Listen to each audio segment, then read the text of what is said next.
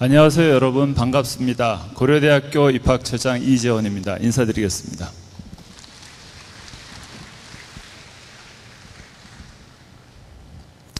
먼저 이렇게 무더운 날씨에도 많이 와주신 그 학부모님, 수험생들 또 우리 선생님들께 진심으로 감사 말씀드리겠습니다. 여러분 중에 많은 분이 저희 입학처 홈페이지에 있는 동영상을 보셨을 거라고 합니다. 4월에 촬영된 건데요. 입학 전형 부분에서는 4월에 비해서 훨씬 더 아주 알찬 정보가 많이 추가됐습니다. 그래서 기대하셔도 좋겠습니다. 여러분 오늘 아주 잘 오셨습니다. 예, 시작하겠습니다. 고려대학은 1905년도 암울한 시대에 시대가 요구하는 역사적 사명을 띠고 이 땅에 태어났습니다. 보성 전문학교로 출발했는데요.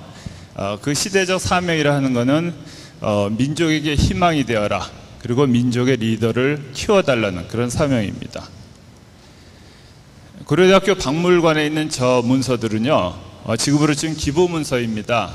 그래서 나라를 잃어버린 선조들이 집 팔고 논, 밭, 가축까지 팔아서 마련한 그 쌈짓돈을 다 민족의 리더를 키워달라는 염원을 안고 고려대학이 기부를 했습니다.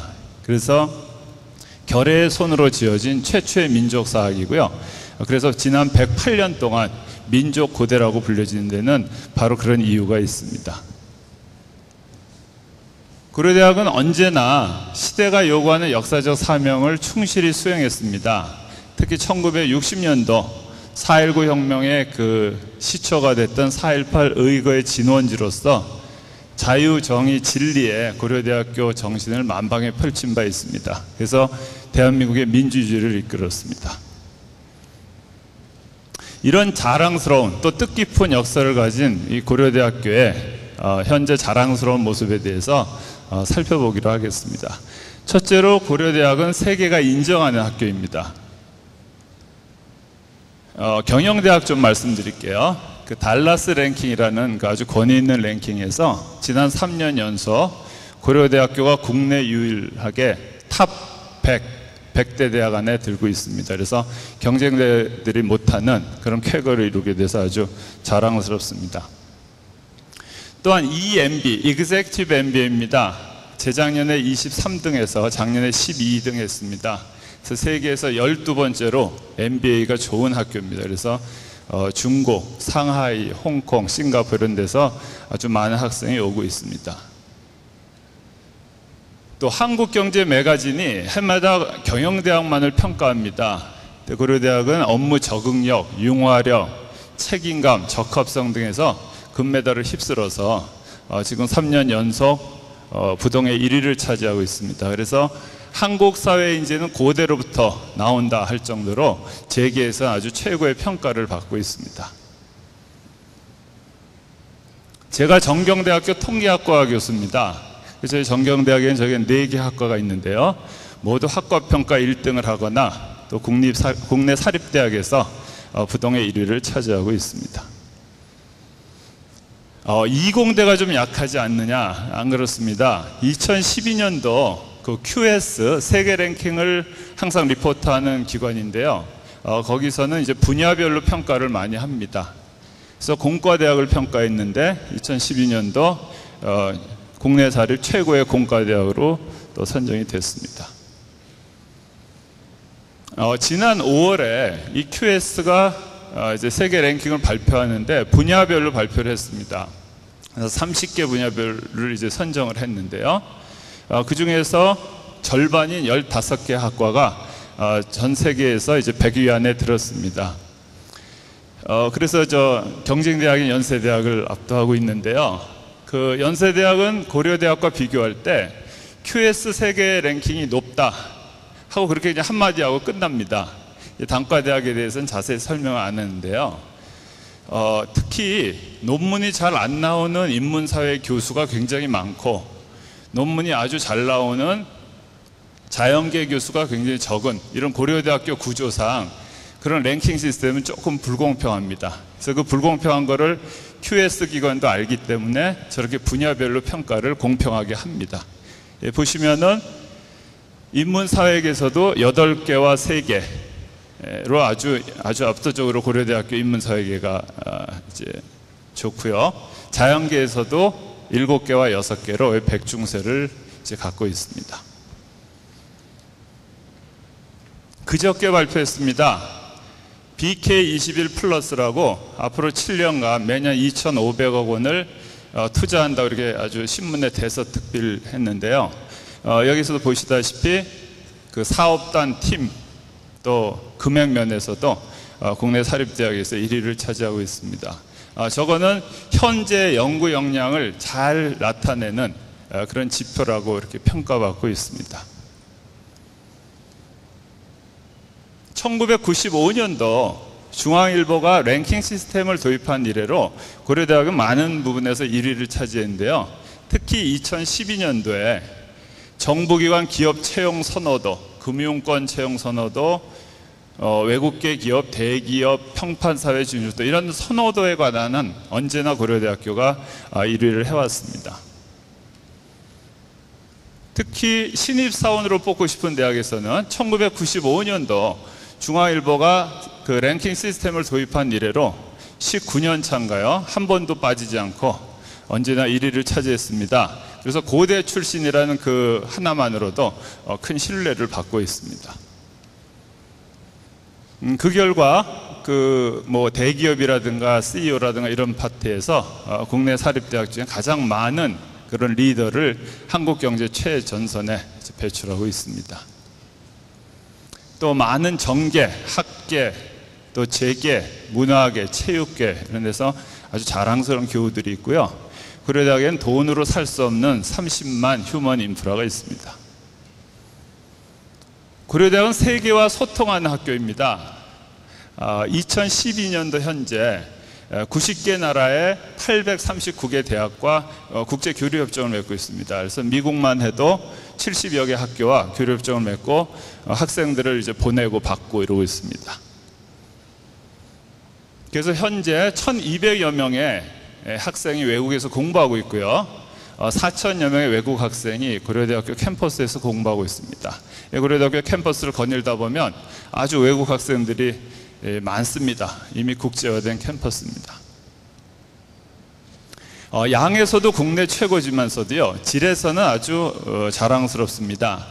이 기구도 세계 대학기구의 양대 기구로 하면 U21하고 A-Pro입니다. 아주 회원되기가 엄청나게 까다롭습니다. U21은 전 세계에 23개 명문대로 구성되어 있고요. 고려대학이 유일한 회원입니다. 한국에서는. A-Pro는 스탠포드, 버클리 등 42개 학교가 회원입니다. 거기서 한국에서는 고려대학교하고 서울대학교가 회원입니다. 그래서 저 권위 있는 양대 기구에 소속된 유일한 대학교가 바로 고려대학교입니다. 또 고려대학교는 우리 자체 글로벌 KU 캠퍼스가 있습니다. 밴쿠버의 유니버시티 브리티시 컬럼비아, 북경의 인민대학, 또 영국의 로열 할러웨이 이런데 저희 자체 기숙사가 있습니다. 밑에 그림에 이제 건물이 보이잖아요. 오죽 교류가 활발하면 남의 나라 남의 학교까지 가서 건물을 다 지었겠습니까? 아주 탄탄한 그런 교류를 갖고 있습니다. 또 국제처 산하에 그 글로벌 리더십 센터라는 게 있습니다. 거기서 해마다 200여 명씩 해외 인턴십을 파견하고 있고요. 뭐 UN 같은 국제기구, 또 실리콘밸리 같은 글로벌 기업에 200여 명씩 그 파견하고 있고, 특히 올여름에는 그 북경대학, 인민대학, 우리 고려대학교 자체 그 캠퍼스가 있잖아요. 그래서 60명을 선발해서 학교가 전액 비용을 부담하고 지금 여름에 2달 코스로 또 이제 방금 선발을 마쳤습니다. 또 아주 자랑할 만한 건 아시아 넘버원 국제학예대학입니다. 여름에 6주 코스입니다. 60분의 교수님이 오시고요. 120과목이 오픈되고 있습니다. 1,400명의 외국 학생이 오고 있습니다. 그래서 고려대학교에 입학하면 여름 학기 아주 저렴한 그 비용으로 3과목까지 1,400명의 외국 학생과 함께 지금 저 그 사진이 보이는데 한 아이비리그 현직 교수분들이 한 15분 계시거든요. 저런 분으로부터 강의를 들을 수가 있습니다. 그러니까 굳이 외국에 나가지 않더라도 여름만 4번을 잘 활용하면 아주 많은 외국 친구도 사귈 수 있고 졸업 후에 자기가 유학 가는데 터전도 마련할 수 있고 해서 아주 교류가 좋습니다. 또 10월 말에 그 노벨상 수상자들이 아주 대거 오십니다. 그래서 한국 고교생들과의 만남을 갖는데요. 아시아에서는 싱가포르 난양 공대에서 2번째로 개최되는 거고요.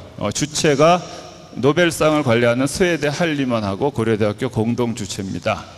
무슨 심포지엄 하나로 저렇게 자랑하느냐 하시겠지만 막판 경합을 중국 정부와 했습니다.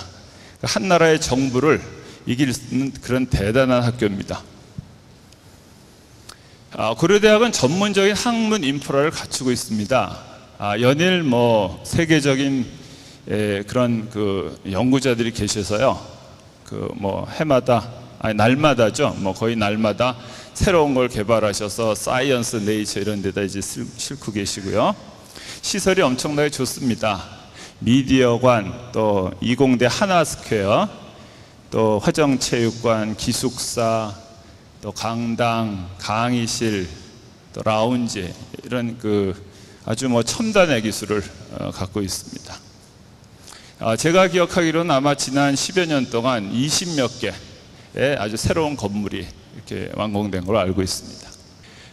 고려대학교는 글로벌 스탠다드 커리큘럼을 갖고 있습니다. 국내 최초로 이중 전공제를 의무화했습니다. 그래서 한 학과에서 42학점, 그러니까 14과목입니다. 그거를 이수하면 저렇게 졸업장에 2학과가 나옵니다. 1전공, 2전공에서. 그래서 저렇게 다양하게 전공을 구사하기 때문에 이제 졸업 후에 취업이나 이렇게 갈 때도 굉장히 유리합니다.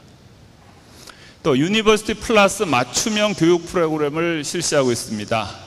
똑똑한 학생을 키우는 것도 중요하지만 창의성, 인성, 감성을 또 매너까지 갖춘 그런 아주 전인적 또 아주 그 인품이 훌륭한 학생을 키우고자 해서 매달 저렇게 훌륭한 사람들을 초청해서 그런 인성교육도 같이 곁들이고 있습니다.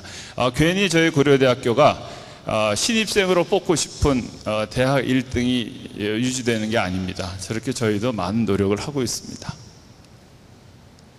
또 최고의 장학제도가 있습니다. 지난해만 해도 안암 캠퍼스에서만 437억이 지불됐고요. 재학생 반 이상의 혜택을 받고 있습니다. 장학금 종류가 무려 290여 가지 되고요. 저 장학금의 85% 이상은 가난한 사람을 위한 장학금입니다. 그래서 고려대에서 성적이 우수해서 장학금 받기는 참 어려운데요. 형편이 어려우면 거의 다 장학금을 받는다고 그렇게 생각하시면 되겠습니다. 이 돈이 어디서 나오느냐? 물론 이제 여러 소스가 있겠지만 또 그 기부금이 또 한몫 크게 차지합니다. 그러다 2011년도 그 통계에 따르면은 458억 원이 입금돼서 2등인 학교를 압도적으로 제끼고 기부금을 1등하고 있습니다. 해마다 기부금 순위에서는 고려대학이 1등입니다. 그런데 올해도 520억으로서 2012년도 방금 통계가 나왔는데 올해도 1등이라고 합니다. 이렇게 기부금 모금 1위의 의미는 뭘까? 많은 사람들이 고려대학은 30만이 넘지 않느냐, 아니면 고려대학은 굉장히 끈끈하기 때문에 돈을 잘 내지 않느냐, 다 맞는 말입니다만 저희는 각계각층 또 한국의 리더들이 그 시대가 요구하는 역사적 사명을 이기적이지 않게 항상 충실히 잘 수행해왔던 그 고려대학에 가장 큰 기대와 신뢰를 가지고 투자를 한다는 뜻으로 이렇게 해석을 해서요. 아주 굉장한 자부심도 느끼지만 또 아주 막중한 부담감도 같이 느끼고 있습니다. 고려대학은 모두 함께하는 학교입니다. 먼저 국내 최대 규모의 100여 명 규모의 사회봉사단이 있고요. 이 학생들은 이제 실천하는 지성, 섬길 줄 아는 리더가 되기 위해서 국내외에서 아주 왕성한 봉사활동을 하고 있습니다. 또 이런 따뜻한 마음씨뿐 아니라 입실렌티, 저희 축제입니다. 입실렌티나 또 이렇게 고연전 이런 통해서 아주 화끈하고 또 아주 신나는 그런 공동체 의식도 같이 함양하고 있습니다. 제가 항상 입학 설명할 때마다 들고 다니는 사진입니다. 좀 상징적이라서 하는데요.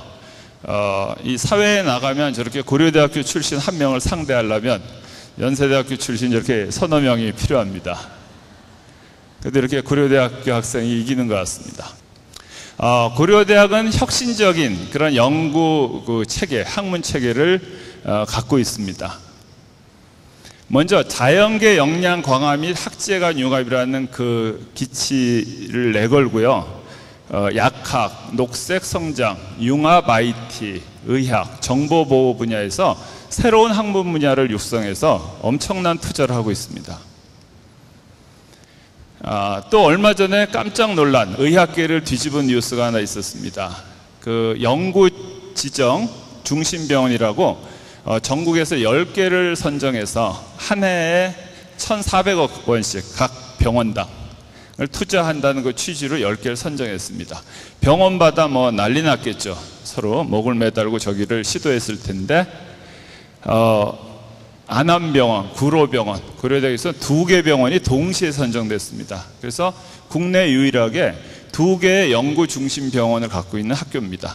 카톨릭 성모병원도 떨어졌거든요. 그래서 굉장히 저 2개가 다 됐기 때문에 비록 현재 의과대학의 규모는 적지만 연구 역량을 완전히 인정받은 거죠. 그래서 저 한 학교에 1,400이면 2학교 받으니까 2병원 받으니까 2,800억이 되겠네요. 그죠?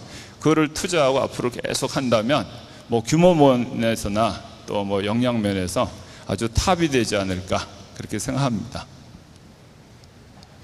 또 세계 최초 사이버 국방학과가 있습니다. 상위 0.3%의 엘리트 사이버 보안 전문 장교를 양성합니다. 4년간요 국방부에서 전액 등록금이 나오고 학교에서는 50만 원씩 용돈도 나갑니다. 또 기타 또 엑스트라로 뭐가 있답니다. 그러니까 이 학생들이 굉장히 아주 부유하게 살 수가 있는데요. 졸업 후 전원 인간이고요. 사이버 국방사령부에 남자는 7년, 여자는 4년 근무합니다. 그럼 군필이 되고요. 근무하는 동안에 석박사를 공짜로 할 수가 있습니다. 그러니까 뭐죠? 학부 나오고 사이버 사령부 7년 근무하는 동안에 박사가 돼 있고 끝나면은 엄청난 보안 리더로서 그 억대 연봉을 받을 텐데 글쎄 의사가 얼마나 많이 받는지 모르겠지만 아주 굉장한 겁니다. 그래서 아니나 다를까 저희가 2번 이제 뽑아봤는데요. 작년 같은 경우 합격자 30명 전원이 서울대하고 의과대학하고 카이스트에 다 동시 합격한 그런 학생들이 왔습니다. 그래서 올해는 더 어렵지 않을까 이렇게 생각됩니다. 얼마나 유명하냐면 아까 보셨겠지만 CNN에서도 역사상 처음으로 학과를 다 인터뷰했답니다. The main enemy here. 또한 한국의 연구기관 하면 단연 키스트를 꼽습니다. 수천 명의 박사가 있는데요. 그 키스트와 고려대학이 합동으로 융합대학원을 설립했습니다. 이름하여 KU 키스트 스쿨입니다. KU 키스트 융합대학원입니다. 그래서 융합연구원을 3개 세웠는데요. IT 나노사이언스, 바이오 메디칼, 그린 테크놀로지 앤 폴리스에서 3개 연구원을 세우는데 투자한 시설비만 1,600억 원입니다. 이렇게 고려대학교가 요즘 이공대에 엄청난 투자를 하고 있습니다. 또 처음 공개하는 따끈한 뉴스입니다. 고려대학교는 제3 캠퍼스를 추진하고 있습니다. 세종시고요. 지금 현재 그 세종시와는 MOU를 맺고 있고요. 30만 평의 부지를 신청해 놓고 있습니다. 어떻게 될지 모르겠지만 그 평수가 좀 줄 수 있겠죠. 거기에 이제 그 세종시가 C벨트라고 합니다. 오송, 오창, 대더 이런 데서 바이오 메디칼 아주 그 메카인데요. 거기하고 이제 공무원들이 가니까 저희도 바이오 메디칼 대학, 또 바이오 사이언스 대학원, 또 국가 경영대학, 행정대학원 같은 그런 그 학교가 들어갈 테고요. 저 4번에 보시면 온갖 연구원들, 바이오 사이언스와 관계되는 저런 연구원들이 입주할 예정입니다. 그래서 글로벌 경쟁력을 갖춘 그런 미래지향적 창조 캠퍼스를 만들고자 하는 거고요. 그래서 아까 말씀드린 것처럼 그 대전 C벨트 그 입지적 조건을 이용해서 기초과학, 원천기술, 연구 및 인력을 양성하고 또 산업단지와 교류를 극대화하고요. 거기 공무원들 이제 행정기관이 다 들었으니까 국제 행정 전문 인력을 양성하고자 합니다. 충청권의 그 기초 응용연구와 산업화를 선도하고요. 또 행정문화정보의 싱탱크 역할을 하고자 합니다. 그래서 특성화 전략으로서 저기 적혀 있는 본교 연구 역량을 제고한다거나 네트워크를 확대한다거나 이런 기대 효과를 갖게 되겠습니다. 그래서 지금부터 12년 동안 계획하고 있는데요. 아마 1, 20년 후에는 엄청나게 돼 있을 겁니다. 그러니까 엄청나게 좋은 입지 조건에 고려대학교 캠퍼스가 3개가 되는 겁니다. 그래서 세종 제2 캠퍼스인 세종 캠퍼스와는 별도의 캠퍼스입니다. 같은 세종시긴 하지만요. 그래서 아마 엄청난 비약적인 그런 발전을 할 수 있을 거라고 기대해 봅니다. 자, 민족고대 100년을 이끌어 왔는데요. 세계에서 인정받고 소통하고 전문적이고 함께하고 혁신적인 우리 고려대학교가 이제 세계고대 1000년으로 뻗어가기 위해서는 혼자 힘만으로 안 되겠죠. 바로 여러분 같은 인재가 필요합니다. 우리 고려대학교에 오셔서 저렇게 비약적인 발전을 앞두고 있는 그런 길을 함께 걷기를 바라겠습니다. 자, 이제 학교 홍보를 마칩니다. 지금부터는 1시간 동안 저녁 안내 말씀을 드릴 거고요. 아까 제가 말씀드렸듯이 4월에 했던 그 정보보다 훨씬 더 알찬 정보가 추가될 겁니다. 그래서 좀 기대하셔도 좋고요. 수시 위주로 지금부터 아주 차근 진행해 보겠습니다. 먼저 고려대학교 인재상입니다. 지금 페이지부터는 여러분이 들어오실 때 갖고 계신 파워포인트 유인물이 있을 겁니다. 거기 노트 하셔도 좋고요. 고려대학교 인재상은 어떤 사람이냐? 자아를 실현하는 그런 행복한 전인이다. 인격을 갖춰야 된다는 얘기고요. 통일을 준비하는 그런 민족 정신이 있어야 하고, 변화를 주도하는 세계인이어야 하고, 성실히 봉사하는 참여적 민주시민이어야 되고, 창의적 능력 있는 실무적 전문인이어야 합니다. 그래서 이런 학생을, 그런 자질이 있는 학생을 뽑아서 이렇게 되도록 4년 동안 열심히 가르치고자 합니다. 그래서 이렇게 그 인재상을 뽑기 위해서 저희가 보는 항목이 오른쪽에 5개입니다. 성실성, 리더십, 전공 적합성, 공선 사후 정신, 그리고 창의성, 이렇게 됩니다. 그래서 어떤 전형이라도 저 5개의 항목을 모두 볼 것입니다. 어떤 전형은 성실성이 강조될 테고, 어떤 전형은 창의성이 강조되겠지만 다 어떤 그 5개를 하나도 빠짐없이 많이 보고요. 특별히 그 리더십이나 공선 사후 정신, 봉사 정신이죠. 여기를 아주 다른 학교에 비해서 많이 보는 편입니다. 그래서 고려대학교는 입학 전형에서 다른 학교보다 굉장히 인성을 강조한다는 말씀을 다시 한번 드리고 싶습니다. 수시 모집, 정시 모집이 있고요. 수시 일반 전형은 잘 아시다시피 논술 위주 전형입니다. 그리고 학교장 추천 전형이 있고요. 그 다음에 이제 특기자를 중심으로 하는 특별 전형입니다. 국제인재 전형, 과학인재 전형, 체육특기자 전형, OKU 미래인재 전형이 있습니다. 저희는 올해부터 전형 이름을 그 대상자 이름으로 바꿨습니다. 그래서 국제 전형을 국제인재 전형으로, 과학 전형을 과학인재 전형으로 이름이 바뀌었습니다. 기회균등 특별 전형입니다. 사회공헌자, 배려자, 농어촌, 특성화 고졸 재직자가 있죠. 작년은 CEO 추천 전형이라고 저희가 이름 붙였습니다. 특성화 고졸 재직자를 대상으로 했거든요. 근데 올해부터는 대상자 이름이 전형 이름이기 때문에 특성화 고졸 재직자 전형이라고 부릅니다. 그리고 재외국민 전형이 있습니다. 정시에는 뭐 당연히 그 수능하는 일반 전형이 있고요. 기회균등 특별 전형이 있습니다. 수시입니다. 제일 큰 포션을 차지하는 건 역시 논술을 치는 일반 전형입니다. 작년에 우선 선발을 60%로 했는데요. 올해는 우선 선발을 70%로 늘립니다. 그리고 일반 선발이 30% 되고요. 인원수는 작년과 똑같습니다. 학교장 추천 전형이 입학사정관 전형인데요. 작년에 670명이었는데 지금 630명으로 40명이 줄었습니다. 특별 전형은 국제인재 전형, 과학인재 전형, 체육특기자 전형은 작년하고 다 인원수가 같고요. OKU 미래인재 전형이 작년에 80명이었는데 120명으로 늘었습니다.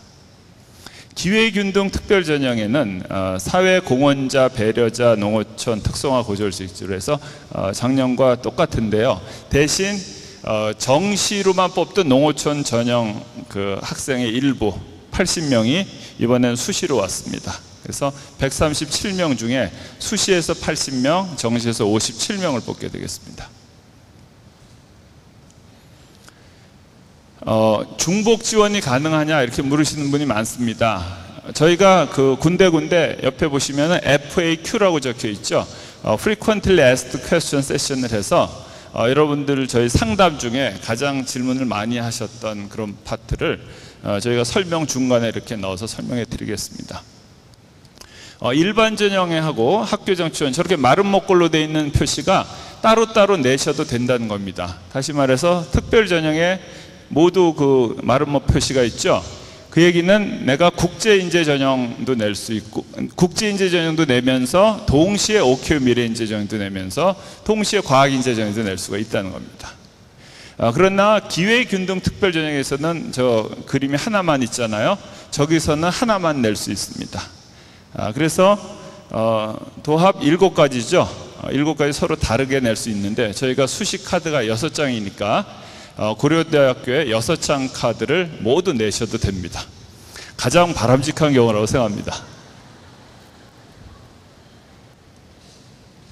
자, 전형 일정입니다. 그 10월에 보통 특별 전형 또 기회균등 전형의 그 합격자 발표 1차가 있고요. 특별 전형 면접이 있습니다. 여러분 관심이 많으신 국제인재, 과학인재 전형의 면접이 10월에 있습니다. 수능이 11월 7일이고요.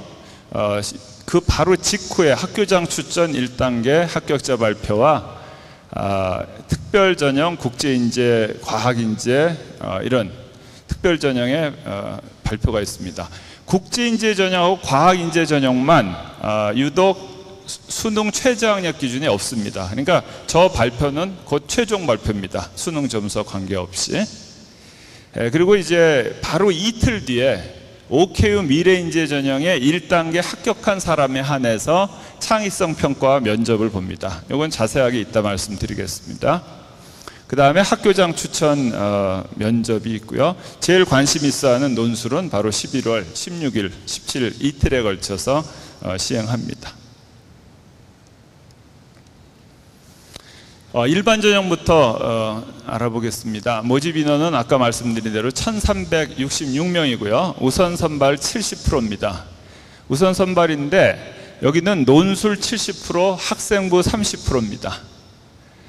그리고 일반 선발로 가면 논술 50%, 학생부 50%입니다. 그러니까 우선 선발에서 훨씬 논술 비중이 큽니다. 아셨죠? 그리고 이 FAQ 파트에서 우선 한 번, 일반 한 번 저렇게 지원하는 겁니까? 이렇게 질문하시는 분이 많습니다. 그런 게 아니고요. 한 번만 지원하시면 됩니다. 그러니까 그냥 지원을 하시면 우선 선발 그 기준 수능 최저학력 기준이 조금 높습니다. 잘 아시다시피. 거기를 만족하면 우선 선발로 뽑으려다가 거기서 떨어지면 저절로 일반 선발로 넘어갑니다. 그러니까 한 번 지원이시고요. 모집 인원의 70%를 우선 선발하고 나머지 인원을 그냥 일반 선발로 돌려서 합니다. 그리고 미등록자가 발생하면 어떻게 하느냐? 굉장히 많이 질문하십니다. 우선 선발에서 내가 아깝게 한 끗 차이로 떨어졌다. 그러면 거기서 결혼이 발생하면 내가 되는 거 아니냐? 그게 아니고요. 이 친구는 이미 일반 선발로 넘어갔고요. 학생부와 논술의 반영 방법이 틀리잖아요. 그래서 우선 선발에서 1등으로 떨어질 수 있더라도 일반 선발로 넘어가서는 더 처질 수가 있습니다. 그래서 일반 선발에서 충원한다는 것을 말씀드리고 싶습니다. 수능 지정 응시 영역입니다. 이미 다 아시겠지만 인문계는 국어, 수학, 영어 순서로 BAB 사탐, 자연계는 ABB 과탐이 되겠습니다. 그리고 아까 우선 선발이 이제 그 최저학력 기준이 높다고 했는데 좀 살펴보기로 하겠습니다. 인문계는 국어 B, 수학 A, 영어 B 등급의 합이 4 이내입니다. 그리고 자연계에서 의과대학을 제외하고는 수학 B 1등급 또는 영어 B 1등급이면 되고요. 영어에 자신이 없다 하면 수학 B 1등급이면서 과탐 2개 과목 등급의 합이 3 이내면 됩니다. 아셨죠? 그리고 의과대학일 때는 국어 A, 수학 B, 영어 B 등급의 합이 4 이내입니다. 그러나 수학 B 1등급이 반드시 들어가야 합니다. 그리고 이제 일반 선발은 아까 그 기준보다 훨씬 낮아요. 그래서 2개 영역 2등급이 냅니다. 그래서 일반 전형, 일반 선발에 적용되는 저 최저학력 기준은 학교장 추천, 또 OKU 미래인재 전형, 그리고 기회균등 특별 전형에도 공이 적용됩니다.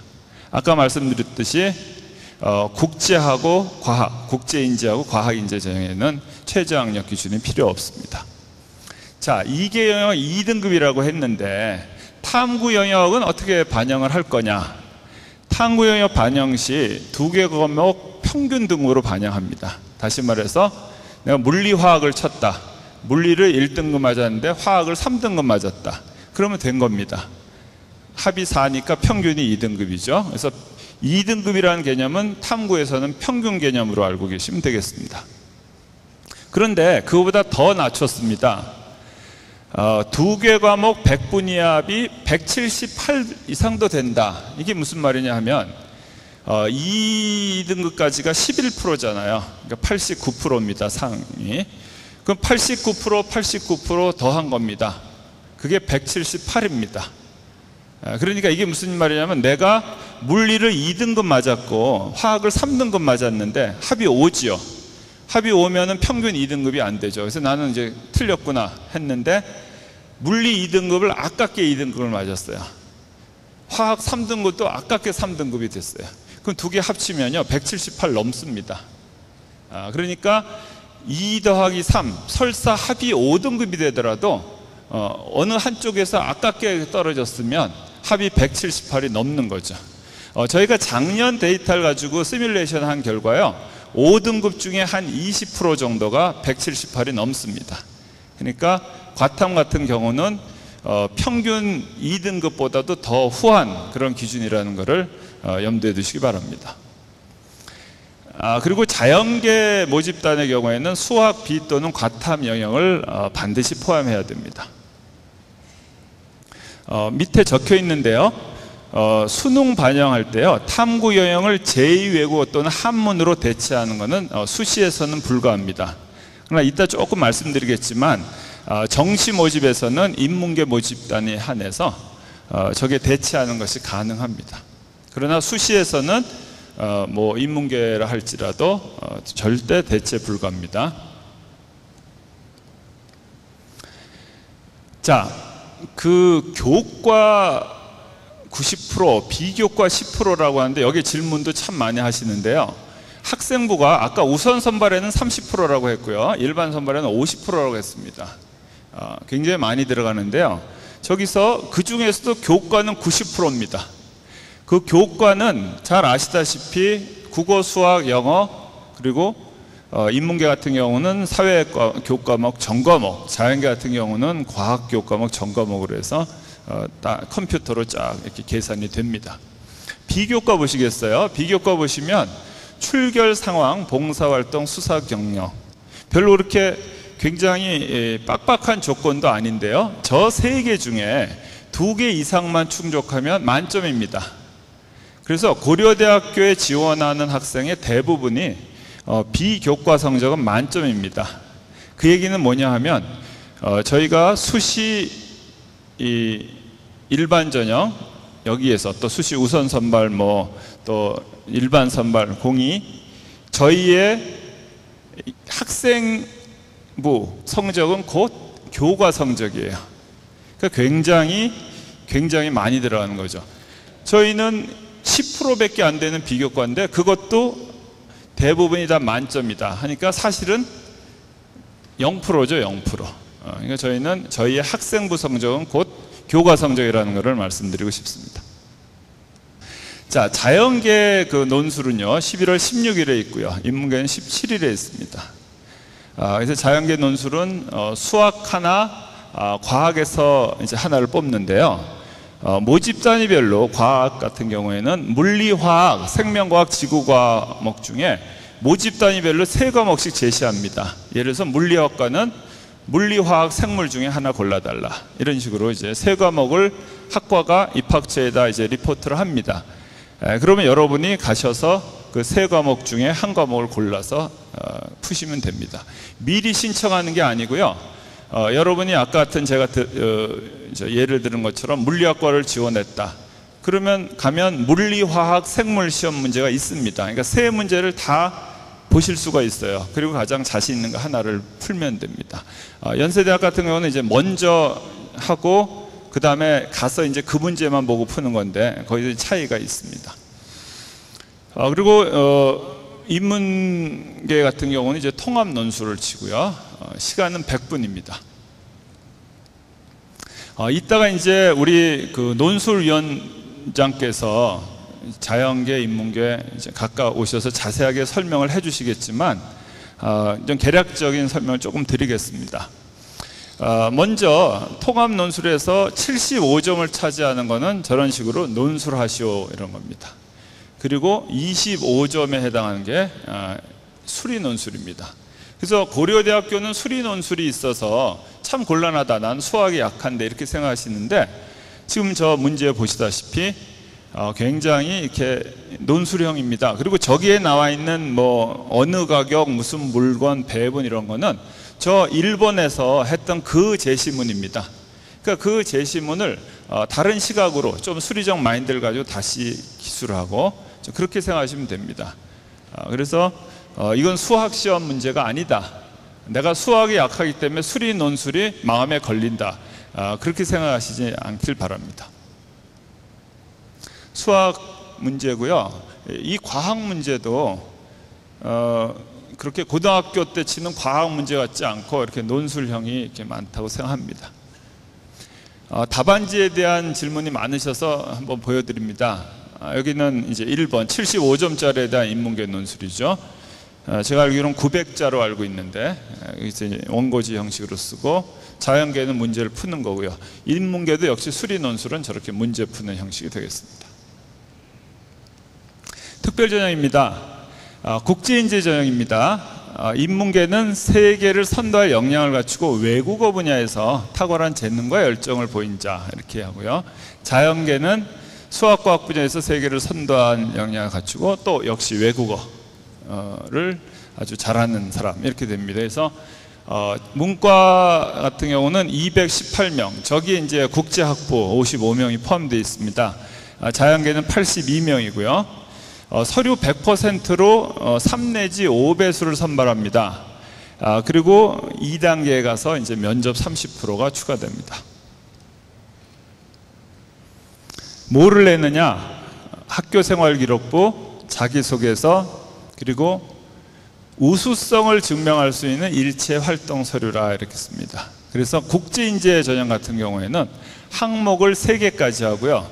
항목당 최대 5개 서류를 합니다. 작년에 혹시 국제인재 전형을 지원하신 그런 학생 같은 경우는 5개 항목에 3개 서류라고 알고 있을 겁니다. 5 곱하기 3이 3 곱하기 5가 됐습니다. 왜냐하면 항목을 5개라는데 굉장히 어려움을 겪으시더라고요. 그래서 항목을 3개로 줄였고요. 항목당 서류를 5개로 늘렸습니다. 그래서 서류 수는 모두 15개는 똑같습니다. 그럼 무슨 항목이냐? 항목이 도대체 뭐냐? 이렇게 하시면 되죠. 국제인재 전형이기 때문에 하나의 항목은 어학우수, 어학에 대한 항목이죠.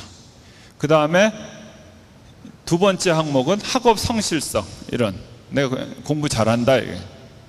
그 다음에 세 번째가 기타 이렇게 하면 되십니다. 기타에는 봉사, 또 뭐 리더십, 아니면 뭐 다른 것들도 창의성 뭐 이런 것 다 들어갈 수가 있는 거죠. 그래서 어학, 그 다음에 학업 성실성, 기타 이런 식으로 3개 항목을 구성해 주시면 되고요. 거기 이제 서류는 어학 같은 경우는 나는 뭐 공인 외국어 성적이 좋은 게 있다, 토플이 있다, 또는 일본어 뭐가 있다, 또는 무슨 경시대회에서 상을 받은 게 있다. 나는 뭐 그런 건 없지만 나는 어학 성적은 항상 1등급이었다. 뭐 이런 식으로 이제 어학 파트 이렇게 강조해 주면 되고요. 면접을 어떻게 치느냐? 한국어로 진행되고요. 저기 있습니다. 제시문이 있습니다. 그러니까 심층 면접이고요. 바깥에서 제시문을 6분 동안 숙지합니다. 그리고 6분 동안 숙지해서 이제 내가 들어가면 선생님들이 뭘 물어보실까를 이제 막 머릿속에서 정리한 다음에 들어가서 6분 동안 두 선생님을 앞에 놓고 면접을 합니다. 국제학부는 그 영어 에세이 40분을 치고요. 똑같이 6분인데 영어 심층 면접을 봅니다. 그게 차이고요. 그 다음에 이거는 이제 특별전형의 대표적인 예로서 수능 최저학력 기준이 없습니다. 합격자 현황입니다. 외국어가 40%쯤 들어왔고요. 일반고 자율고가 37.5% 들어왔습니다. 그리고 이제는 외국에서 다니는 학생들이 꼭 재외국민 전형만 치는 게 아니고요. 국제전형에도 많이 응시하고 있습니다. 역시 외고판이다 이렇게 생각하실 텐데 지원자 대비로는 별반 차이가 없습니다. 외국어고 합격률이 40%잖아요. 지원율이 35%쯤 됩니다. 그러니까 전체 지원자의 3분의 1이 외고 출신이었어요. 35%의 지원율, 40%의 합격률. 지원보다는 좀 많네요. 일반고 자율고의 지원도 3분의 1쯤 됐습니다. 거의 비슷했습니다. 그런데 37.5%니까 지원한 사람보다 조금 더 많이 뽑힌 거죠. 그러니까 이게 뭐 외고라서 엄청 유리하고 뭐 이런 꼭 그런 개념도 아닌 모양입니다. 이 퍼센테이지로만 보면. 물론 일반고에서도 자기가 어학 파트에 자신이 있어서 낸 거긴 하겠지만 지원 대비 합격률에는 그렇게 큰 차이가 없다는 말씀을 드리고 싶습니다. 국제 전형이면 언제나 토플을 묻습니다. 너무나 많이 물어보셔갖고요. 고려대학은 우리나라 대학 중에 가장 많이 토플 점수를 본댄다. 그러면서 이제 꼭 입학 설명회 끝에 어떤 분이 오시면 우리 아이가 118인데 국제학부를 쳐야겠는데 한 번 더 칠까요? 이러는. 제가 작년부터 입학 설명회를 이제 이런 기회도 있지만 학교를 돌아다니면서 할 때도 재작년 또 3년 전하고는 너무 다릅니다. 우리 영어 그렇게 많이 안 봅니다. 그러니 영어는 조금 못하더라도 다른 거 잘 잘하는 그런 사람을 보내주십시오. 영어만 잘하고 토플 120인데 또 뭐 다른 영어는 엄청나게 잘하는데 나머지는 아무것도 못하는 그런 사람 싫습니다. 이렇게 계속 강조를 했고요. 작년도 그 결과입니다. 제가 그렇게 1년 동안 말씀드리고 다녔던 그게 틀린 게 아니라는 걸 지금 보여드립니다. 토플을 저기 1단계 합격자가 3배수니까 900명이라고 생각하시면 됩니다. 900명. 900명 중에 토플 낸 사람은 530명이고요. 94점짜리도 합격을 했습니다. 저 94점짜리는 국제 어문학부입니다. 심지어. 탭스 성적도 608짜리도 합격했고요. 토익도 865가 합격했습니다. 그리고 제2 외국어 공인 성적을 낸 사람도 135명쯤 됩니다. 그리고 아예 영어를 안 낸 사람도 52명이고요. 그러니까 거듭 말씀드리는데 국제 인재 전형은 토플을 비롯한 영어 성적 중요합니다.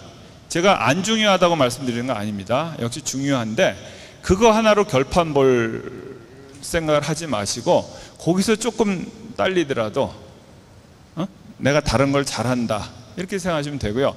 심지어 어학 파트도 아까 어학 우수 파트 뭐 학업 성실성 파트 이렇게 있잖아요. 어학 우수 파트도 내가 토플이 94인데 저 사람이 어학에서 C를 맞았을 것 같지가 않아요. 나는 94인데 무슨 나는 다른 뭐 뭐라 그럴까요? 중국어나 일본어 같은 걸 하나 보여줬을 수도 있고, 아니면 자기가 어떤 걸 뭐 잘한다는, 어학에서 제가 우수하다는 걸 뭐 보여줄 수 있었겠죠. 그러면 저 94도 어학 파트도 충분히 A를 맞을 수가 있습니다. 그죠? 그리고 아무리 국제인재 전형이지만, 물론 어학이라는 게 굉장히 많은 포션을 차지하지만, 아까 말씀드렸듯이 저희는 5개를 다 봅니다. 그렇기 때문에 어느 한쪽에 몰려서 볼 수가 없어요. 5개를 다 보는데 한쪽을 아무리 많이 보더라도 몇 프로를 보겠습니까? 30몇 프로 보면 아마 최대일 테고 넘기도 어렵겠죠. 그죠? 그러니까 이걸로 다 좌지우지한다, 이렇게 생각하시면 안 됩니다. 뭐 옆집 아이가 토플 118인데 1차에서 떨어졌대더라. 그 나는 117인데 한 번 더 쳐야지, 이런 개념으로 생각하시면 안 되고요. 걔는 118인데 떨어졌으면 다른 걸 못해서 떨어진 겁니다. 영어 때문에 떨어진 게 아닙니다. 그리고 합격자 평균 내신 성적은 3.53쯤 됩니다. 과학인재 전형입니다. 국내 고등학교 2013년 2월이요. 그러니까 재수생까지 허용하고요. 사이버 국방 20명 포함해서 270명입니다. 전형 요소 및 평가 방법은요, 국제인재 전형은 똑같습니다. 서류 100%로 3 내지 5배수를 선발하고 2단계에서 이제 면접이 들어갑니다. 사이버 국방은 이제 군 문제도 있기 때문에 군 면접까지 이제 같이 추가됩니다. 학교 생활기록부 자기소개서 비슷하죠. 그리고 우수성을 입증하는 자료가 있는데 실적 증빙 서류, 이번에는 항목이 없고요, 최대 10개입니다. 아까 국제는 항목 3개 곱하기 5였고, 여기는 항목 하나 곱하기 10입니다. 그래서 10개까지 낼 수가 있고요. 그리고 면접은 좀 시험 스타일이라고 생각하시면 됩니다. 수학 하나, 과학 하나, 수학 하나, 과학 하나를 합니다. 그래서 지정 과목으로 있고 선택 과목은 저기 중에 하나를 고르면 되겠습니다. 이 역시 최저학력 기준은 없습니다. 면접에 대해서 많이 물어보십니다. 어떻게 하냐면요, 먼저 어느 방에 가서 30분 동안 수학 문제를 풉니다. 그리고 답안지를 제출하지 않고요, 자기가 가지고 있어요. 그리고 바로 이어서 물리화학, 생명과학, 지구과학 중에 하나를 택해서 16분 동안 또 풉니다. 그러니까 46분 동안에 혼자서 시험을 치른 겁니다. 이렇게 물리 하나, 과학 하나, 수학 하나, 이런 식으로 시험을 치렀죠. 그리고 나서 입시를 하는 거죠. 그래서 8분 정도의 그 심층 면접을 합니다. 들어가면 수학 교수님 한 분 계시고 과학 교수님이 한 분 계십니다. 그래서 자기가 푼 수학 파트는 수학 교수님한테 답하고 과학 파트는 과학 교수님한테 답하면 됩니다. 과학인재 전형의 그 합격자 현황입니다. 과학고가 많이 합격했고요. 이것도 마찬가지로 지원자 역시 과학고가 대부분이었다는 거 하고요. 일반고, 자율고도 못지않게 합격을 했습니다. 평균 등급도요, 과학고는 4.9등급 합격자, 일반고, 자율고는 2.4등급 이렇게 하면 되겠습니다. OKU 미래인재 전형입니다. 작년에 처음 실시했고요. 제가 읽어보겠습니다. 고려대학교가 추구하는 높은 이상 아름다운 실천을 실현할 수 있는 리더십과 공선사후 정신을 바탕으로 전공 분야를 선도할 창의력, 사고력과 역량을 갖춘 우수인재. 읽었더니 뭡니까? 아까 했던 5개가 다 나오죠? 뭡니까? 리더십, 공선사후 정신, 창의성, 뭐였죠? 뭐죠? 학업 성실성. 또 하나가 뭡니까? 5개였죠. 그 다 나옵니다. 그래서 결국은 5개의 저희가 보고자 하는 요소, 거기에서 이렇게 펜타곤으로 그림을 그릴 때 가장 면적이 큰 사람, 다 잘해야 된다. 그러나 하나가 유독 잘하고 다른 건 못하는 거, 그거는 아니다. 이걸 좀 말씀드리고 싶습니다. 그래서 서류 100%로 모집 인원의 3 내지 5배수를 선발하고요. 2단계에 가서 이제 서류 50%, 창의성 20%, 면접 30%입니다. 저 서류 50%는 1단계 성적이 아닙니다. 1단계 성적이 아니고요. 1단계에서 3 내지 5배수를 선발하다 보면 서류는 전부 A 아니면 B를 맞겠죠. A, B, C, D, E 중에서. 그리고 이제 2단계 가서 그 사람을 가지고 다시 평가합니다. 왜 그러냐 하면 2단계에 가서야 학생부를 내기 때문입니다. 보시겠어요? 1단계에서는 학생부를 제출하지 않습니다. 뭐를 내느냐? 자기소개서, 추천서, 그리고 미래인재 우수활동 요약서만 냅니다. 그리고 이제 증빙서류 목록표는 당연히 따라오겠죠. 그리고 2단계 가서 바로 학생부를 내고요. 2단계 합격한 학생에 한해서 1단계 자기가 적어냈던 증빙서류 목록표에 있던 그 증빙서류를 내면 됩니다. 창의성 평가입니다. 20점 정도에 해당하는데요. 동영상 강의 시청 후 리포트 작성이라고 써 있는데 작년에 그랬고요. 올해도 이제 그렇게 추진하려고 합니다. 요거에 대해서는 이따 좀 자세히 말씀드리겠습니다. 면접은 작년에 30분 했습니다. 그런데 뭐 선생님들이 뭐 20분 지나니까 뭐 다 알겠더라, 또 줄여도 되겠더라 이래서 이제 25분 동안 면접을 하는데요. 여기에는 면접 문제가 따로 있는 게 아니라 저기 자기소개서, 추천서, 미래인재 우수활동 요약서에 적혀 있던 자기 활동들에 대해서 아주 심층적으로 물어봅니다. 그렇기 때문에 뭐 어떤 제시문이 있어 답하는 게 아니고 그냥 자기가 그동안은 뭘 했느냐, 그래서 자기가 혹시 남의 도움을 받아서 미래인재 우수활동 요약서를 썼거나 이러면 이제 면접할 때 금방 탈로가 안 되죠. 자, 여기서 자기소개서, 추천서는 익숙하실 테고요. 미래인재 우수활동 요약서에서 좀 말씀드리겠습니다. 최소 3개, 최대 7개라고 얘기했는데 저게 무슨 말이냐? OKU 미래인재 전형회를 지원하려면 자기가 되게 잘하는 활동이 3개 정도는 있어야 합니다. 그래서 각 활동, 가장 자기가 비중을 많이 뒀다는 그 활동 순서대로 한 페이지씩 정리를 합니다. 그래서 처음 3페이지는 각 3가지 활동에 대해서 각각 정리한 거죠. 에세이식으로 이렇게 쓰시면 되죠.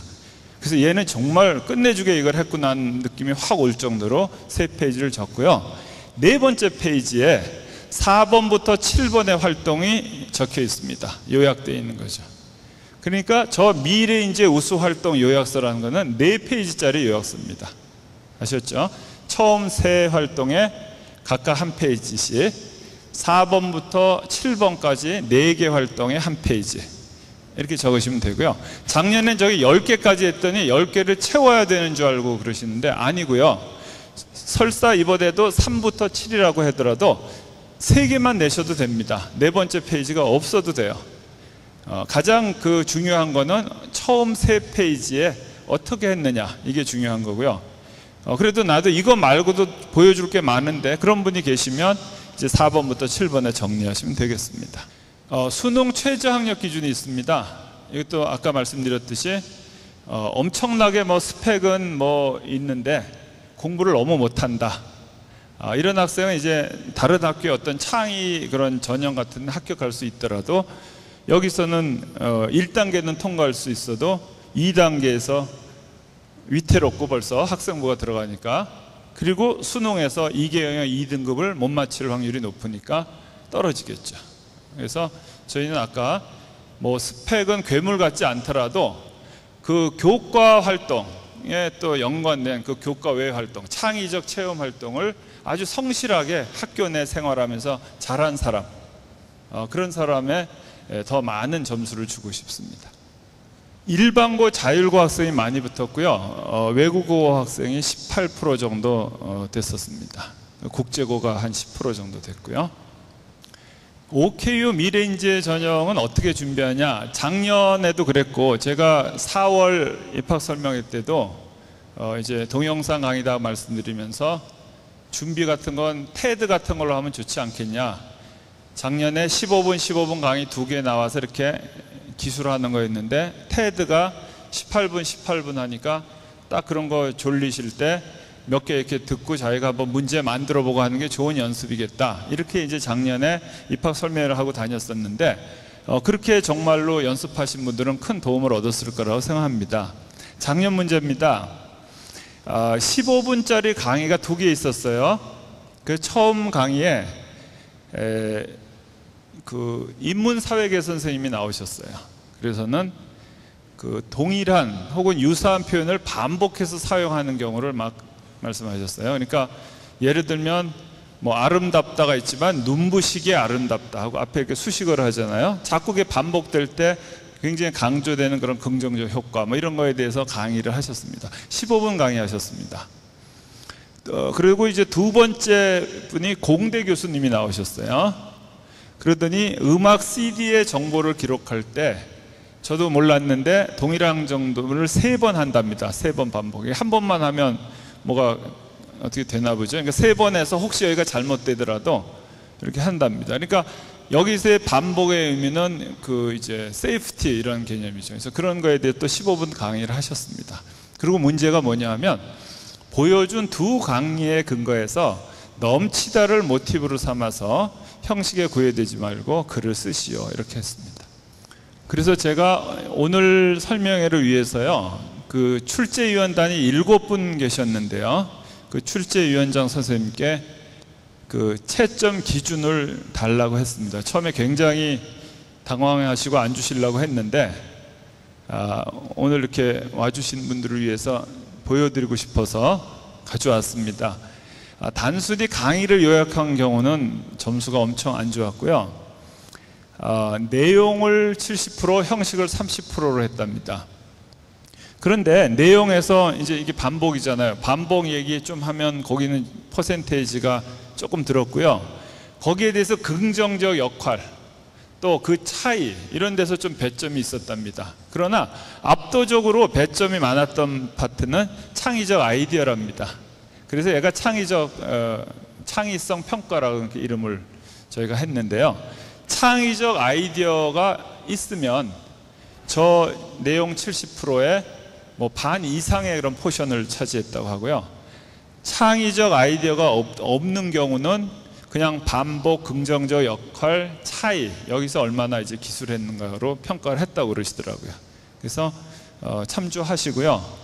역시 올해도 그런 테드가 좋은 방법이 아닐까 하는 그냥 개인적인 의견입니다. 그리고 올해 15분씩 2개를 할지 아니면은 30분짜리 하나를 할지 아니면은 15분짜리 하나 할지 이거는 저도 모릅니다. 저도 그 시험날 이 문제를 알았었거든요. 아주 이건 뭐 굉장한 극비이기 때문에 그래서 그 출제위원단의 선택에 따라서 어쨌든 동영상 강의입니다. 고려대학교 교수님이 출제하는 또 강의하는 동영상 강의를 듣고 그 다음에 1시간 정도 리포트를 쓰는 게 이번에 창의성 평가입니다. 전체 20%를 차지하고요. 그 다음에 이제 면접이 아까 25분짜리 면접이 30점을 차지합니다. 제출 서류 정리해야겠습니다. 국제는 3개 항목에 항목당 5개씩, 그 다음에 그 제출 서류는 3쪽씩입니다. A4 용지 3쪽. 왜냐하면 자기가 제출 서류 중에 논문이 있을 수 있죠. 논문. 그러면 그 안에서 자기가 3페이지를 뭐 할 수도 있고, 어떤 사람은 문집을 지었다. 내가 문집을 냈다. 그런 것도 3쪽으로 줄여서 내셔야 됩니다. 적용기간은 국제인재는 고교 입학 후고요. 과학하고 OKU는 고교 과정 내입니다. 아까 OKU 미래인재 전형은 항목이 최소 3개, 최대 7개. 7개더라도 최소 처음 3개는 각각 1페이지씩, 4번부터 7번은 4페이지. 이렇게 해서 4페이지, 맥시멈 4페이지로 이렇게 주시면 됩니다. 학교장 추천 전형입니다. 학교장 추천 전형은 대표적인 입학사정관제 전형이죠. 여기에서는 단연 학생부가 가장 큰 비중을 차지합니다. 제출 서류가 달랑 3개입니다. 학생부, 자기소개서, 추천서. 그리고 뭐 학생부가 차지하는 비중은 굳이 설명드릴 필요가 없죠. 이 학생부는요, 거기에 뭐 교과만 본다 이런 게 아닙니다. 학생의 특징, 장단점이 아주 잘 나타나고 있고요. 교과뿐 아니라 교과 외 활동에 대한 그 기록과 평가가 아주 잘 들어있기 때문에 옛날 옛적에는 뭐 내신 성적만 보고 했던 그 시절이 아니고요. 이건 대표적인 입학사정관 전형으로서 우리 아주 뭐 완전 프로이신 우리 입학사정원 선생님들께서 별의별 걸 다 봅니다. 그래서 교과 활동, 그런 데서 이제 얼마나 학업 활동에 성실했는가도 보고요. 자율활동, 진로활동 저런 걸 살펴보면서 지금은 설사 좀 뭐 지금은 몇 등이냐 그거보다도 제가 얼마나 잠재력이 있고 앞으로 미래에 발전할 수 있는가 그런 거 다 체크하고요. 봉사활동, 동아리활동 이런 걸 보면서 남을 정말 위할 줄 아는가, 남하고 잘 어울릴 수 있는가, 역경에 있을 때 어떤 식으로 극복을 잘 했는가 이런 것처럼 인성 파트도 아주 자세히 봅니다. 그러니까 저희가 아까 했던 그 5가지 요소를 아주 뭐 충분히 볼 수 있는 그런 중요한 서류라고 할 수 있겠습니다. 자기소개서는 자신의 실제 경험에 대한 솔직한 기록이죠. 그런데 또 이런 질문을 하십니다. 자기소개서, 학생부, 추천서 이렇게 낸다는데 도대체 배점이 몇 프로입니까? 뭐 5대 3대입니까? 뭐 6대 3대 이렇게 물어보시는데요. 그렇게 평가 안 합니다. 먼저 우리 입학사정원 선생님들이 자기소개를 쫙 읽으시고요. 이 사람한테 먼저 이제 파악을 하는 거죠. 파악을 하고 그 다음에 아까 학생부에서 다 본다고 그랬잖아요. 여러 요소를. 그거랑 잘 맞아야 되죠. 그러니까 아주 잘 흘러가는 물처럼 돼야 돼요. 자기소개서는 배점이 없습니다. 그 자기소개서 읽고 이 사람에 대해서 완전히 그 아이디어를 가진 다음에 학생부 성적을 보기 때문에 이게 아주 잘 맞아 들어가면 자기소개서를 잘 쓴 거고요. 이게 뭔가 다 삐거덕하다 이게. 그러면 못 쓴 겁니다. 그래서 자기소개서는 정말로 자기가 써야 됩니다. 남의 도움을 받을 때는 그런 게 티가 안 날 수가 없습니다.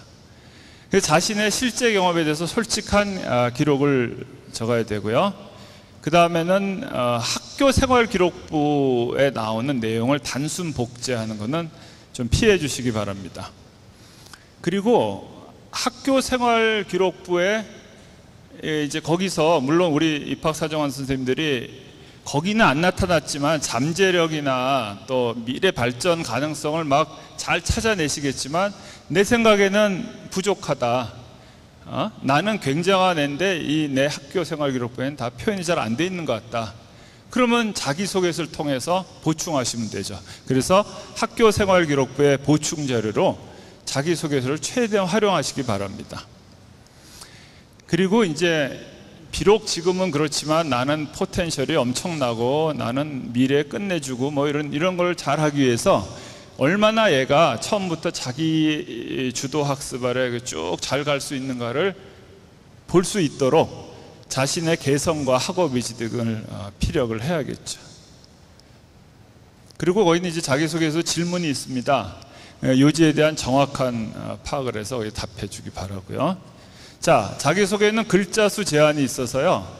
함축적으로 표현해야 되고 또 고등학교 학생한테 적합한 언어를 사용하고요. 화려한 미사여구는 역효과고 대리작성은 아까 말씀드렸죠. 이게 배점이 있는 게 아니라 이걸 읽고 학생부를 읽다가 뭔가 마음이 불편하다 하면 아주 치명적입니다. 그러니까 뭐 사교육기관의 도움을 얻거나 이러지 마시고요. 자기가 쓰도록 하고 많은 독서와 모둠학습을 통해서 자기 표현 능력을 키우는 게 가장 좋은, 가장 바람직한 방법이 아닌가 싶습니다. 지원 자격은 2013년 2월 졸업자 중에서 이제 받고요. 작년부터 인문계 2명, 자연계 2명으로 4명씩 받죠. 재작년까지는 1명 1명씩 받았는데 2명 받았더니 결과가 좋은 것 같아요. 역시 뭐 학업 성적도 좋지만 다른 것도 괜찮은 좋은 학생들을 많이 추천해 주셔서 결과 좋아서 올해도 인문계 2명, 자연계 2명으로 추천을 받습니다. 모집 인원은 670명에서 40명이 줄어서 630명이 됐고요. 1단계에서 100%로 한 3, 4배수, 3배수인가요? 3배수 선발하고 그 다음에 이제 2단계에서 면접이 추가되게 됐습니다. 아까 말씀드렸듯이 서류는 학교 생활 기록부, 자기소개서, 추천서 이렇게만 봅니다. 당연히 공인 외국어 성적이나 뭐 기타 수상 질적 이건 내지 마셔야죠. 이 세 개만 봅니다. 면접, 인성, 전공 적합성, 창의성 이런 것들을 다 봅니다. 그래서 여기는 그 제시문이 있어요. 제시문이 있고 12분 동안에 밖에서 그거를 숙지한 다음에 6분 동안 그것도 이제 선생님 2분 앞에서 면접을 하게 되겠습니다. 수능 최저학력 기준은 2개 영역 2등급이고요. 자연계는 뭐 공인, 수학, 비 또는 과학 영역을 포함해야 됩니다. 그리고 아까 말씀드렸듯이 탐구 영역은 이제 별 말씀을 안 드리더라도 평균 개념으로 한다. 또 두 과목 합이 100분위 합이 178도 인정된다. 이거는 계속 같은 얘기입니다. 자, 기회균등 특별 전형입니다. 농어촌 학생이고요. 아까 말씀드렸듯이 저희가 정시로만 뽑다가 올해 처음으로 수시에서 80명을 뽑습니다. 서류 100%로 일단 뭐 한 3배수 내외를 뽑고요. 2단계에서 이제 면접이 추가되고요. 수능 최저학력 기준 똑같습니다. 사회공헌자입니다. 40명을 뽑는데요. 단연 국가유공자, 독립유공자 몫이 크죠. 다자녀 3명 이상이라고 저거 우리 애가 셋인데 저거 한번 해보자. 웬만하면 하지 마세요. 저게 제일 셌어요. 우리 고려대학교 전형 중에. 제 기억이 지금 맞으면 390명이 지원했습니다. 접학 때. 130대 1이에요. 그러니까 저게 다자녀 뭐 3명이 있다고 괜히 저거 하지 마시고 저거는 이제 독립유공자, 또 국가유공자 이 몫이 큽니다. 다문화 가구 자녀는 해마다 2명 정도씩 저희가 선발하고 있습니다. 그리고 서류 100%, 2단계 면접 30%. 그 프로세스는 똑같습니다. 최저학력 기준도 마찬가지고요. 사회 배려자도 저 순서대로입니다. 50명, 25명, 5명 순서로 뽑고 있고요. 요소 및 평가 방법 앞이랑 똑같고 최저학력 기준도 2개 2등급 똑같습니다. 특성화 고졸 재직자 전형 산업체 3년 이상 재직하는 학생이고요. 작년부터 이제 30명 정원인데 작년에 저렇게 다 못 뽑았고요. 많은 분이 지원했지만 저희도 되게 가릴 거 아니에요. 그래서 아주 소수의 인원을 뽑아서 그분들 지금 잘 지내고 있습니다. 그러니까 이것도 관심 드려주시면 괜찮겠고요. 여기도 프로세스는 똑같습니다. 서류 100%로 1단계, 2단계에서 면접 30%입니다. 정시 모집은요 한 5페이지만 말씀드릴게요. 몇 가지 강조드리고 싶은 것만 좀 말씀드리겠습니다.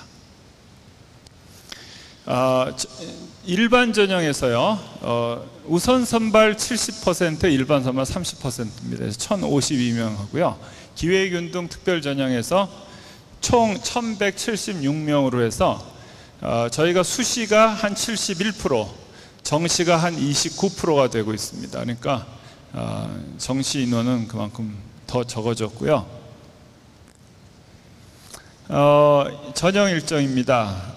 그 수능 성적 발표 직후에 그 다음에 우선 선발 발표자, 실기고사 뭐 이런 식으로 1월에 합격자 발표가 있겠습니다. 자, 정시 모집에 대해서 수능 지정 응시형을 좀 말씀드립니다. 인문계는 BAB 사탐, 자연계는 ABB 과탐입니다. 예능계 4월에 제가 입학 설명할 때 AA 말씀드리면서 대기업에 신청해 놓은 상태다, 심의 중이다. 그래서 AB로 될 것 같다 했는데 AB로 됐습니다. 그래서 예체능계는 국어, 수학, 영어 다 AB가 다 이제 트는 겁니다. 그 다음에 체능계는 다 들어가고요. 예능계는 국어하고 영어가 50% 들어갑니다. 그리고 탐구 영역은 별도 지정이 없고 2개 과목을 응시해야 되고요. 제가 이 페이지를 보여드리는 또 하나 이유는 예체능계는 가산점이 없다는 걸 다시 말씀드리고요. 잠깐 저희 그 배너에 올랐던 그 구분 선발 얘기는 없는 얘기가 됐습니다. 그래서 영어 A, B는 가산점이 없고요. 구분 선발 없습니다. 그러니까 가산점 없이 A와 B 공이 공개 경쟁을 하는 겁니다. 이 파트도 좀 한 번 더 말씀드리고 싶습니다. 자연계에서 특히 우선 선발에서는 저희가 유독 수학하고 과학을 많이 강조하고 있습니다. 그래서 보시다시피 2대 2대 2대 1이었는데 재작년은 인문계, 자연계 모두 2대 2대 2대 1이었고요. 이 원칙은 작년부터 적용했습니다. 그래서 우선 선발에 0424죠. 국어를 보지 않고 수학을 400, 영어를 200, 과학을 400입니다. 그러니까 수학하고 과학만 합쳐서 800점이에요. 굉장한 거죠. 그러니까 자기가 좀 딴 건 못하는데 수학, 과학에 정말 잘한다 해볼만 합니다. 그래서 우선 선발에서는 0424, 저기 인문계에서는 2221 이런 식으로 뽑는다는 걸 말씀드리고 싶고요. 일반 전형에서는 이제 수능 50%, 학생부 50%인데 의과대학, 사범대학은 면접 들어가는 거 아시고요. 예체능계는 당연히 실기가 들어가겠죠. 저런 비중으로 되고요. 이거는 작년하고 같습니다. 작년하고 같은 포션이고요. 일반 선발에서 인문계는 우선 선발도 2대 2대 2대 1이었고요. 일반 선발도 보시다시피 2대 2대 2대 1입니다. 그런데 자연계는 우선 선발에서는 0424였잖아요. 여기는 뭡니까? 2323. 일반 선발에서는 국어 성적도 봅니다. 그래서 국어가 200점 들어가고요. 그럼에도 불구하고 역시 수학, 과학의 합이 600점이나 되죠. 그래서 여전히 굉장히 강조한다는 걸 제가 말씀드리고 싶고요. 예능계는 영어와 국어 반반씩, 체능계는 2대 2대 2대 1로 이제 적용이 됩니다. 아까 말씀드렸듯이 맨 밑에 겁니다. 인문계는 사탐 2개 과목 중에서 한 과목을 제2 외국어나 한문 영역으로 대체 가능합니다. 수시에서는 불가능합니다. 정시에 인문계에 한해서 저게 대체 가능합니다. 또 혼선이 없으시길 바랍니다. 세종 캠퍼스도 제가 조금 더 말씀드리고 싶어요. 뭐냐 하면 너무 좋은 얘기를 해서 제가 빠뜨릴 수가 없을 것 같아요. 세종 캠퍼스의 위치가요, 아까 말씀드렸듯이 오창, 오송, 세종, 대덕, 이게 유명한 과학 C벨트입니다. 충청 C벨트의 정가운데 있어요. 그래서 굉장히 좋은 위치라는 걸 다시 한번 말씀드리고요. 아까 제가 홍보 말씀드릴 때 고려대학교는 이중전공이 의무화된다고 했잖아요. 그래서 다른 학과에서 42학점을 들어서 거기서도 받아야 돼요. 그런데 여기 보시면 1전공을 세종으로 들어가더라도 2전공은 얼마든지 안암에서 할 수 있다. 그래서 졸업장에 세종, 안암이 같이 나올 수 있고요. 복수전공이 뭐냐 하면 내가 4년을 다니고 아예 학과를 또 가는 거예요. 그래서 2개 졸업장을 따로 받고 싶은 거죠. 그러면 6년 다녀야 됩니다. 6년. 그래서 이 친구 같은 경우는 4년을 세종에서 다니고 복수 전공을 택한 거죠. 안암의 경영대학 경영학과를 한 거죠. 6년을 다녔는데 졸업장은 저렇게 따로 나옵니다. 저게요, 우리 4년을 다니고 다른 학교에 할 때 그게 학사 편입이라고 하죠. 다른 학교 3학년에 들어가는 거. 고려대학교 학사 편입으로 들어오려면 100대 1이 넘습니다. 굉장히 어렵거든요. 그러나 세종 캠퍼스에 가면 되는 거죠. 성적이 너무 안 좋지 않은 한. 굉장한 메리트죠.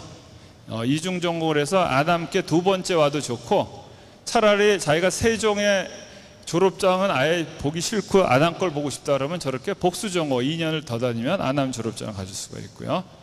굉장한 메리트이기 때문에 여러분은 이제 우리 고려대 안암 캠퍼스 생각하고 오셨겠지만 주위에 친구분들이나 이럴 때 이런 알찬 정보도 조금 얘기해 주시기 바랍니다.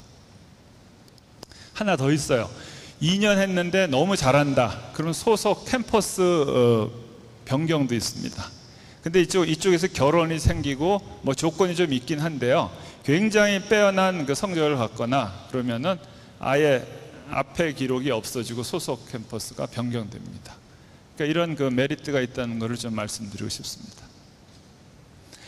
저희 고려대학교 그 우리 운동 선수들이에요.